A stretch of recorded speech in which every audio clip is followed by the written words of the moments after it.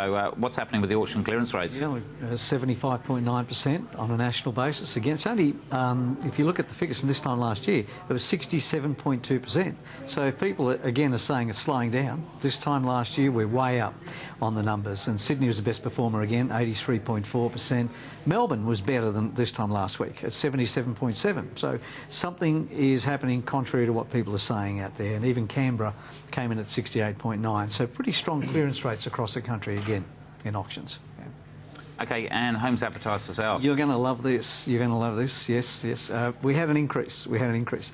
Big one? Well, it's pretty good compared to where they have been, but we had an increase of 1.5%, 1.57% over this time last week. So we're down now only 1.84% from this time last year. So that's the closest it's been to being almost aligned with each other. New Zealand is a marketplace that is really going through a whole strange change.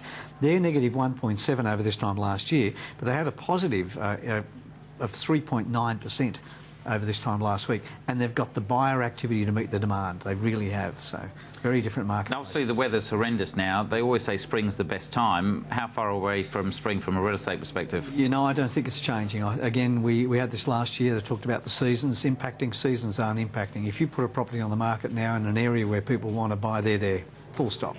Full stop. There's 20 people out there for every property in the eastern suburbs of Sydney and more. So it's more around the economy rather than the season? Very, very much so. Very much so. OK, well, let's jump on to rents. Sydney had a great movement in at rent this week. It had a plus 0.73%. Queensland stayed the same at negative 0.22%. Perth dropped at 0.4%. Now, the one that scared me the most was Darwin. Northern Territory dropped by 2.15%. When you take in all of the regions and all of the capital cities, we had a plus 9.8% or 0.98% over this time last week of growth in rents. So we're only now negative 1.2% from the start of the year. So you can see it start to climb again. So who knows? And you expect more properties being vacant, the rents would come down. It hasn't happened yet. Might need to, though.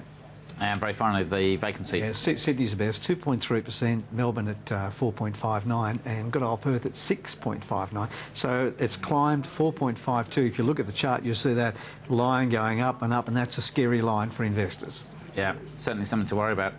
Jumping to you quickly, Anthony. Lots of people go and buy property for the negative gearing and then panic that it may be taken out, which they talk about every year. Do you worry about these things? Can't see it happening. Negative gearing is implicit in our 1936 Income Tax Act, and it's also implicit in our 1997 Income Tax Act. So, no, I don't think there'll be a change to negative gearing because it affects so many people across. The only information that came out that suggested was that our property market was so hot, they thought they needed to discourage people from buying property by saying we'll take away the benefits of the tax system. Now, that won't work in a lot of different phases. Negative gearing, for my tip, will stay. It'd be almost impossible. It's a government loser if they try and legislate. But it's a good thing to scare people once in a while with just to kind of... to call them off a bit. It sounds like when they talk about family trusts as well, it comes around from Maybe they might make a small change moving forward from today onwards, but I can't see negative gearing being removed. Charles Tarbey from Century 21. Anthony Bell, welcome back again from Bell Partners Accountants. Good to see you at home as well. We'll be back next week. Until then, I'm Chris Gray. Good night.